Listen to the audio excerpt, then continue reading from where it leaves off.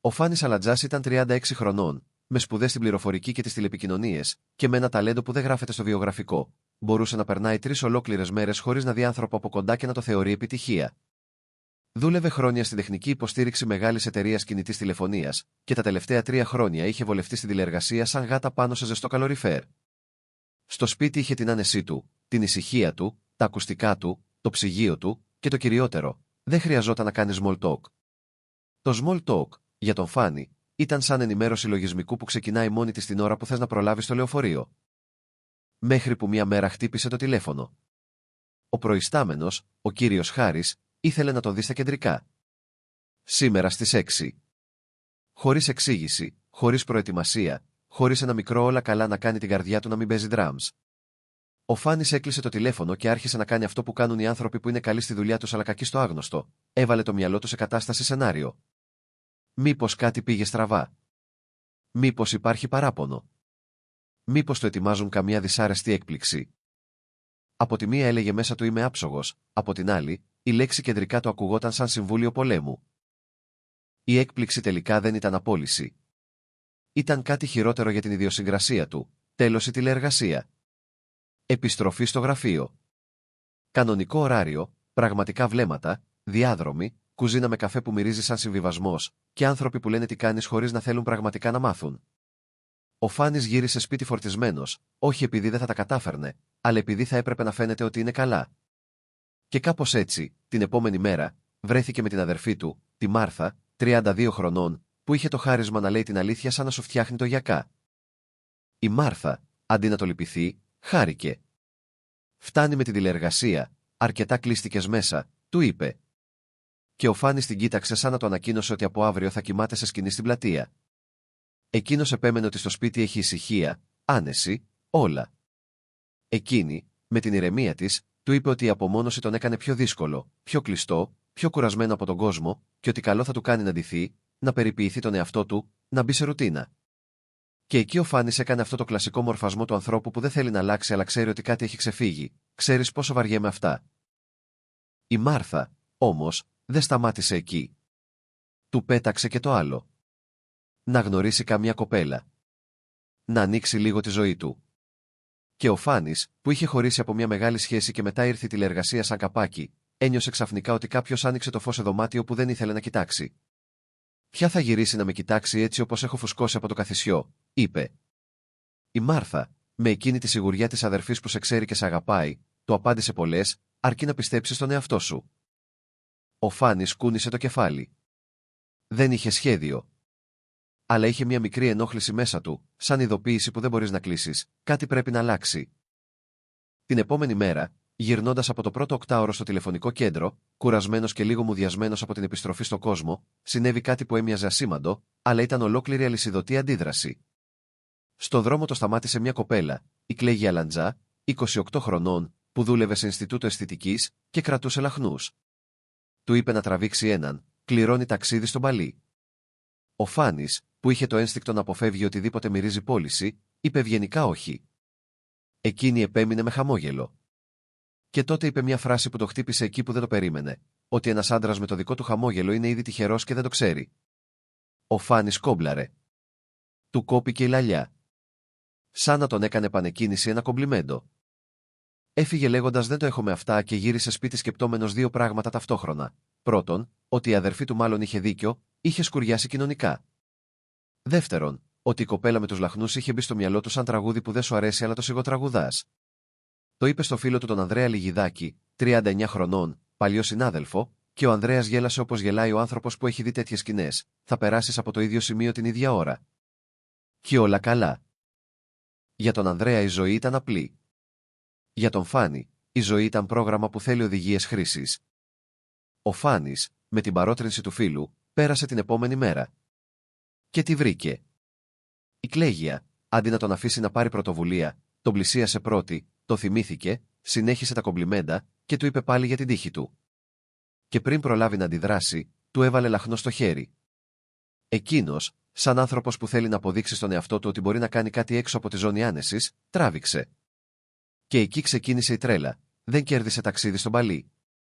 Κέρδισε 2 συνεδρίες με την τελευταία λέξη της τεχνολογίας για Εύζην. Αποτοξίνωση με συχνότητες. Μόνο που, για να είμαστε δίκαιοι, ο Φάνης εκείνη τη στιγμή δεν άκουσε συχνότητες. Άκουσε «θα τη ξαναδώ». Κλαίγια τον ανέβασε στο Ινστιτούτο, του έφτιαξε καφέ, του εξήγησε το δώρο, και ο Φάνης έκανε το μεγάλο λάθος που κάνουν οι καλοπροαίρετοι άνθρωποι όταν τους μιλούν γλυκά. Άνοιξε λίγο παραπάνω. Της είπε για τη δουλειά, για την επιστροφή στο γραφείο, για το ότι θέλει να βελτιωθεί, να αλλάξει. Και μέσα στο γραφείο μπήκε η Σόνια Καλογύρου, 75 χρονών, υπεύθυνη του Ινστιτούτου, με ύφος ανθρώπου που έχει δει πολλά και μπορεί να σου πουλήσει ηρεμία με μία πρόταση. Η Σόνια μίλησε με στόμφο για τη τεχνολογία, για επαγγελματίες αθλητές, για το άγχος της εποχής, για το ότι δεν προσέχουμε τους εαυτούς μας. Ο Φάνης, που όντως είχε παραμελήσει τον εαυτό του, ένιωσε ότι κάποιος τον πιάνει επιτέλους. Και τότε του έκαναν κι άλλο δώρο. Μέτρηση λίπους και μυϊκής μάζας με το διαιτολόγο του Ινστιτούτου, τον Πέτρο Λαδά, 33 χρονών, που είχε το ύφος του ανθρώπου που λέει τα νούμερα δεν λένε ψέματα και το χαμόγελο του ανθρώπου που ξέρει ότι τα νούμερα μπορούν να σε φοβήσουν. Ο Πέτρος είδε τα αποτελέσματα και του μίλησε με τρόπο ότι ξεπερνούν τα φυσιολογικά. Του είπε ότι οι 2 συνεδρίες θα βοηθήσουν κάπως, αλλά για ουσιαστικά αποτελέσματα θες 10. 10 συνεδρίες, 2 με 2,5 μήνες, και θα φτάσει στα φυσιολογικά. Ο Φάνης, που δεν είχε νίκια και δάνεια και είχε και την ανάγκη να νιώσει ότι κάνει κάτι για τον εαυτό του, είπε το μεγάλο ναι. Του έβγαλαν τιμή 1.500 ευρώ σε δόσεις στην πιστωτική. Έκλεισε τη συμφωνία και ένιωσε ότι, επιτέλους, παίρνει τη ζωή του πίσω. Και εδώ, για λίγο, τα πράγματα όντως πήγαν καλύτερα. Ο Φάνης ακολούθησε πρόγραμμα διατροφής και άσκησης, είδε αλλαγή, ένιωσε πιο ανάλαφρος και απέδωσε τα πάντα στο Ινστιτούτο. Οι θεραπείες τους είναι θαυματουργές, έλεγε. Δεν το μοιράστηκε με κανέναν, ούτε με τη Μάρθα, γιατί φοβόταν ότι θα τον κοροϊδέψει ή θα το μαλώσει για τα έξοδα. Και όταν η Μάρθα τον είδε να έχει πέσει νούμερα, να φοράει καινούρια ρούχα, να έχει άλλη όψη, άρχισε την ανάκριση. Ο Φάνης προσπάθησε να το παίξει απλό. Έκοψα την κακή διατροφή, περπατάω για τη δουλειά. Η Μάρθα δεν το κατάπιε. Του είπε ότι κάθε φορά που του αρέσει κάποια, φοράει άρωμα. Και εκείνος πράγματι φορούσε άρωμα. Αλλά ντρεπόταν να πει ότι του αρέσει η Κλαίγια, μια κοπέλα που δεν είχαν βγει ούτε ραντεβού. Ο Φάνης έβαλε στόχο, στο τέλος του προγράμματος, να της προτείνει να βρεθούν έξω από τη δουλειά. Με μία συνεδρία να απομένει, ο Πέτρος το ξαναμέτρησε. Ο στόχος είχε επιτευχθεί. Και τότε ο Πέτρος, αντί να πει μπράβο και καλή συνέχεια, του πέταξε την πιο ύπουλη αλήθεια με χαμόγελο. Τώρα είσαι μόνος σου. Οι περισσότεροι χαλαρώνουν και ξανακυλάνε. Καλύτερα να έρχεσαι μια φορά το μήνα για έλεγχο, ίσως και για θεραπεία συντήρησης. Ο Φάνης, που είχε αρχίσει να εμπιστεύεται τον Πέτρο όπως εμπιστεύεσαι το GPS όταν δεν ξέρεις την περιοχή, είπε όλα καλά. Αν λες πως αυτό πρέπει να γίνει, αυτό θα γίνει. Και ο Πέτρος, μόλις τον είδε να συμφωνεί, κατάλαβε ότι έχει στα χέρια του αυτό που ήθελε, πελάτη εύκολο. Παράλληλα, η Σόνια και ο Πέτρος είχαν τα δικά τους προβλήματα. Χρέη, πίεση, ανάγκη για χρήματα. Συζητούσαν μεταξύ τους για το πώς θα βρουν κι άλλους σαν τον Φάνη, ανθρώπους που να μην έχουν ιδέα και να πιστεύουν πως εκείνοι κρατάνε τη λύση. Και σε κάποια στιγμή ήρθε και η ειδοποίηση έξωσης. Το Ινστιτούτο πιεζόταν ασφυκτικά. Και τότε σκέφτηκαν ένα ευφυές σχέδιο, να κάνουν τον Φάνη το πρόσωπο της καμπάνιας τους, γιατί είχε τα πιο θεαματικά αποτελέσματα. Του είπαν ότι θα είναι μια απλή φωτογράφηση. Ο Φάνης ντρεπόταν να εκτεθεί, αλλά είπε ναι, γιατί είχε υποσχεθεί στον εαυτό του να πάει κόντρα στις παλιές του συνήθειες. Και γιατί μέσα του υπήρχε και μια σκέψη που τον έκανε να φτιάχνει το γιακά του, ίσως με εκτιμήσει η Κλαίγια περισσότερο.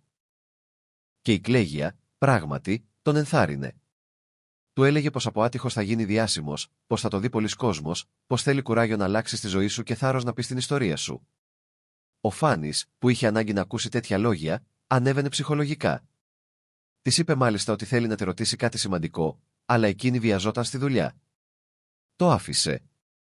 Και μετά, με την ψυχολογία ανεβασμένη, πήγε σπίτι και άρχισε να αγοράζει ρούχα online, για να φαίνεται πιο ελκυστικός. Εκεί είναι που η ζωή, με το γνωστό της χιούμορ, αποφάσισε να του κάνει το πιο άσχημο αστείο, η πιστωτική του κάρτα σταμάτησε να δουλεύει. Ο Φάνης κάλεσε την εξυπηρέτηση. Του είπα να πάει σε κατάστημα. Ήταν αργία. Και ο Φάνης, που πάντα κρατούσε έλεγχο στα έξοδα, έβραζε. Είχε πάνω από 5.000 ευρώ όριο, πως το ξεπέρασε. Δευτέρα πρωί πήγε και έμαθε αυτό που του έκοψε τα πόδια. Χρέωση 5.000 ευρώ για υπηρεσίες αισθητικής.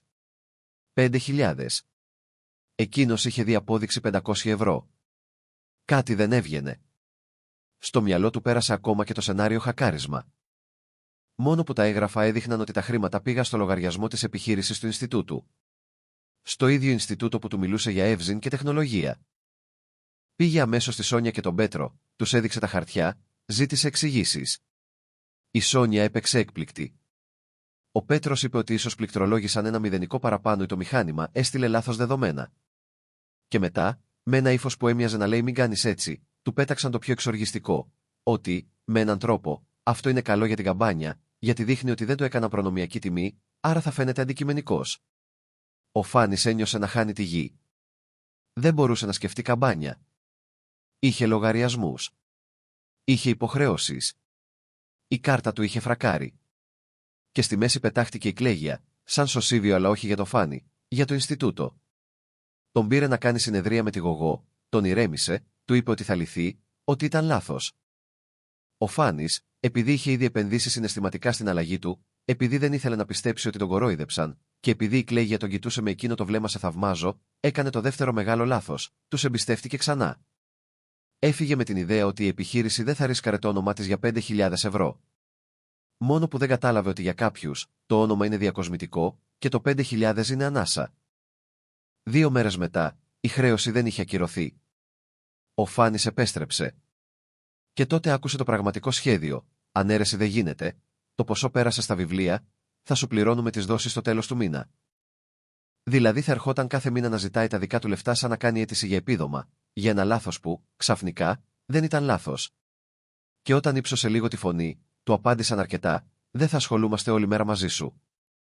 Ο Φάνης ένιωσε ντροπή, θυμό, φόβο. Και το χειρότερο, ένιωσε ότι δεν είχε αποδείξεις για την υπόσχεση τους.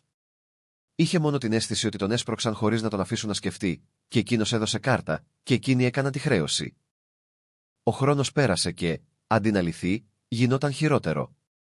Πήγαινε, του έλεγαν σε 2-3 μέρες, σε 1 εβδομάδα, και πάντα κάτι. Η κλαίγια, αντί να σταθεί δίπλα του, του είπε ότι το έκανε πολύ μεγάλο θέμα, ότι οι θεραπείες είναι πανάκριβες, ότι η Σόνια του έκανε δώρα, ότι πρέπει να την ευχαριστεί. Ο Φάνης πάγωσε. Δεν περίμενε η συμπάθεια της να εξαρτάται από το πόσο ήσυχος θα είναι. Και εκεί, μαζί με τα λεφτά, έχασε και το μικρό του όνειρο για έναν καφέ μαζί της. Ένα από τα πιο πικρά πράγματα, να σε πονάει η τσέπη και η καρδιά ταυτόχρονα, και να μην ξέρεις ποιο από τα δύο σε κάνει να νιώθεις πιο αδύναμος. Η Μάρθα, βλέποντας ότι ο αδερφός της ξανακλίνεται, πήγε απροειδοποίητα σπίτι του. Τον βρήκε σε κατάσταση εγκατάλειψης, με σακούλες delivery και βλέμμα που έλεγε τα παράτησα. Του μίλησε αυστηρά, αλλά όχι από κακία. Από αγάπη. Ο Φάνης δεν ήθελε να της πει τίποτα. Ντρεπόταν. Γιατί όταν πέφτεις θύμα, δεν νιώθεις μόνο θυμό, νιώθεις και ντροπή, σαν αυτές που πίστεψες. Και ο Φάνης πίστεψε. Πίστεψε γιατί ήθελε να αλλάξει, γιατί είχε ανάγκη, γιατί του μίλησαν ωραία. Και τώρα ένιωθε ότι δεν μπορεί να συγχωρήσει τον εαυτό του. Και τότε άκουσε κάτι τυχαία που το ξύπνησε. Μια μέρα, στο Ινστιτούτο, έπιασε κουβέντα της Σόνιας και του Πέτρου. Μιλούσαν για μηχανήματα που δεν λειτουργούν, για το ότι θα τους πάρουν χαμπάρι, και για το πόσο αφελής ήταν ο Φάνης, που έκανε μόνος του τη δουλειά με τη διατροφή και νόμιζε ότι την έκαναν εκείνοι. Μιλούσαν για κορόιδα και για το πώς θα έβαζαν την κλαίγια να το ψήσει. Εκεί δεν υπήρχε πια αμφιβολία. Εκεί δεν υπήρχε πια ίσως έγινε λάθος.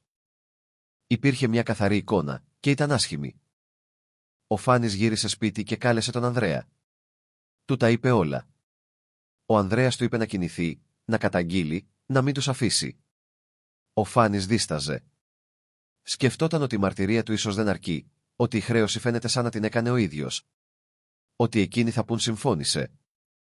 Αλλά ο Ανδρέας του είπε κάτι απλό. Δεν είναι μόνο τα χρήματα, είναι η ψυχολογία σου. Και εκεί, ο Φάνης κατάλαβε ότι, αν δεν κάνει τίποτα, θα μείνει για πάντα με αυτό το βάρος. Μίλησε στη Μάρθα. Εκείνη τον στήριξε, του είπε ότι πρέπει να μιλάνε, ότι έχει ευθύνη για εκείνον όπως έχει και εκείνος για εκείνη, ότι το μάθημα είναι να μην κρύβεσαι. Έκαναν καταγγελία. Και εκεί ήρθε άλλη μια ηρωνία, δεν ήταν ο μόνος. Υπήρχαν κι άλλες αναφορές. Υπήρχε φάκελος. Ο Φάνης ένιωσε ένα παράξενο μείγμα ανακούφισης και θλίψης. Ανακούφιση γιατί δεν ήταν τρελός. Θλίψη γιατί αυτό σήμαινε ότι κι άλλοι άνθρωποι πέρασαν το ίδιο. Λίγο καιρό αργότερα έμαθε ότι το Ινστιτούτο δήλωσε πτώχευση και έκλεισε. Ο Φάνης κατέθεσε μήνυση, αλλά ήξερε πως οι πιθανότητες να πάρει πίσω τα λεφτά του ήταν μικρές, γιατί είναι δύσκολο να αποδειχτεί ότι δεν συνένεσε. Και κάπως έτσι, ο Φάνης έμεινε με ένα μάθημα που δεν θα ήθελε να πληρώσει τόσο ακριβά. Ότι το εγγυημένα αποτελέσματα είναι ωραία φράση για αφίσα, αλλά στη ζωή χρειάζεται πάντα να ρωτάς εγγυημένα από ποιον και με τι κόστος. Και ναι, ας το πούμε και με λίγο χιούμορ για να μην μας πάρει από κάτω. Ο Φάνης, που φοβόταν να πάει από το σπίτι στο γραφείο επειδή είχε κόσμο, τελικά βρέθηκε να τρέχει σε τράπεζες, σε καταγγελίες, σε χαρτιά, σε σας παρακαλώ λύστε το, σε ελάτε την άλλη εβδομάδα. Δηλαδή, με άλλα λόγια, το σύμπαν του είπε θες κοινωνικοποίηση, πάρε κοινωνικοποίηση, σε οικογενειακή συσκευασία και με δόσεις. Και το πιο ηρωνικό, εκείνος ήθελε απλώς να νιώσει καλύτερα με τον εαυτό του και να βρει το θάρρος να πει στην Κλέγια πάμε για έναν καφέ. Αντί για καφέ, του έδωσαν χαρτούρα. Αντί για ραντεβού, του έδωσαν θα σε πάρω τηλέφωνο σε 2 μέρες. Αντί για μπαλί, του έδωσαν πάμε κατάστημα τράπεζας. Όμως, μέσα σε όλα, ο Φάνης δεν βγήκε μόνο χαμένος. Βγήκε και ξύπνιος. Κατάλαβε ότι μπορεί να αλλάξει, αλλά η αλλαγή δεν αγοράζεται με υποσχέσεις και συχνότητες. Η αλλαγή είναι επιλογές, υπομονή, συνέπεια. Και, κυρίως, να μην τρέπεσαι να ζητήσεις βοήθεια από τους δικούς σου ανθρώπους πριν να γίνει το κακό. Γιατί η Μάρθα, ο Ανδρέας, ακόμα και αυτή η ταπεινή αλήθεια που άκουσε τυχαία, ήταν αυτά που τον έβγαλαν από τον πάτο. Και αν αύριο το ξανασταματήσει κάποιος με λαχνούς και του πει κλήρωση για ταξίδι στον Παλί, ο Φάνης πιθανότατα θα χαμογελάσει, θα πει ευχαριστώ, είμαι ήδη ταξιδεμένος και θα εννοεί. Έχω ταξιδέψει στο πιο δύσκολο μέρος, εκεί που μαθαίνεις να μην εμπιστεύεσαι εύκολα, αλλά να μην κλείνεσαι κιόλας. Και αυτό, όσο και αν πονάει, είναι ένα αποτέλεσμα που πράγματι είναι εγγυημένο, όταν αποφασίσεις να μην το αφήσεις να σε διαλύσει.